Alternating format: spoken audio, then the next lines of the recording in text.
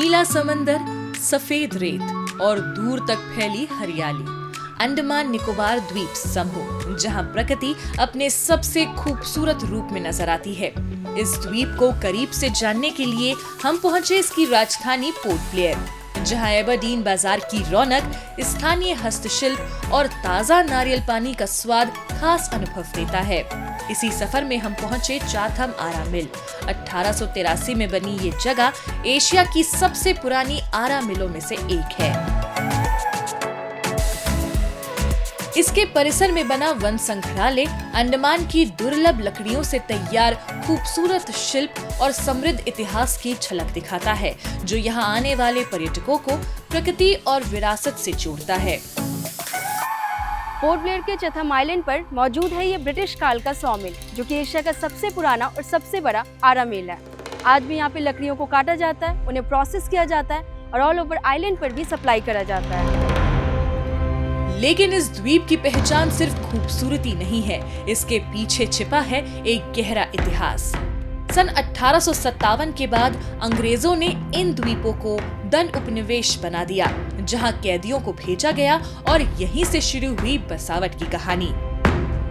अंग्रेज जो एरिया को डेवलप करते, सेटलमेंट वहाँ पर कराते, लोगों को बसाते, तो उनके नाम से वो विलेजेस का नाम पड़ गया। जो चीफ कमिश्नर या सुपरिटेंडेंट होते थे, उनके नाम से कई विलेजेस हो गए। Fararganj is the chief commissioner's name, Ketalganj is the name of a chief commissioner. इस तरह अलग अलग, प्रोतरापुर, ब्रिजगंज, ये सब ब्रिटिशर्स नाम थे, उन्हीं के नाम से ये सब हो गया। पोर्ट ब्लेयर का सबसे बड़ा प्रतीक सेलुलर जेल, जो आज भी स्वतंत्रता संग्राम और क्रांतिकारियों के बलिदान की कहानी सुनाता है। हम इस वक्त मौजूद हैं पोर्ट ब्लेयर के सबसे हिस्टोरिकल और सिग्निफिकेंट जगह सेलुलर जेल के पास। कहा जाता है कि यहीं पर वीर सावरकर को भी काला पानी की सजा हुई थी ब्रिटिश राज के दौरान। तो आइए एक्सप्लोर करते हैं इस जेल को। इन दीवारों के अंदर बस कैद नहीं, बल्कि संघर्ष की कहानियां हैं। 1896 से 1906 के बीच बनी ये जेल खास तौर पर काला पानी की सजा के लिए तैयार की गई थी, जहां कैदियों को अलग अलग कोठरियों में रखा जाता था। इन दीवारों ने वो कहानियां देखी हैं जो सिर्फ किताबों में देखने को नहीं मिलती। दर्द, संघर्ष और देश के लिए कुछ कर दिखाने का जज्बा। तो आइए इन सेल्स में चल के देखते हैं कि किस तरीके से यहाँ कैदी रहा करते थे। इस जेल में 693 एकल कोठरियां थीं, जहां कैदियों को पूर्ण एकांत में रखा जाता था। आज ये स्थल भारत के स्वतंत्रता संग्राम के अदम्य साहस, संघर्ष और बलिदान का सशक्त प्रतीक बनकर खड़ा है। पहले मालूम था इस चीज़ के बारे में। मैं यहाँ पे अलग अलग कोठरियाँ घूमा।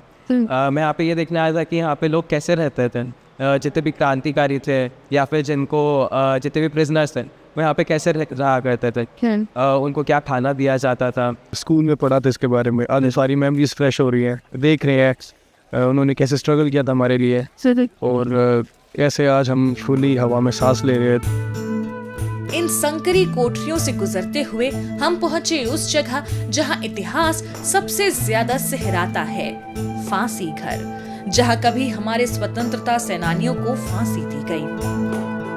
ये है सेलुलर जेल का गैलोज, यानी कि फांसी घर। ये वही जगह है जहां पर कैदियों को फांसी दी जाती थी, पर आज ये एक टूरिस्ट अट्रैक्शन केंद्र में बदल गया है, जहां पर शाम के समय में लेजर शो पे ब्रिटिश पीरियड की कहानियां दिखाई जाती है। अंडमान का ये सफर केवल प्राकृतिक सुंदरता ही नहीं, बल्कि इतिहास की गहराई को भी महसूस कराता है, जहां हर कोना अतीत की कहानी सुनाता है और हर अनुभव दिल में बस जाता है।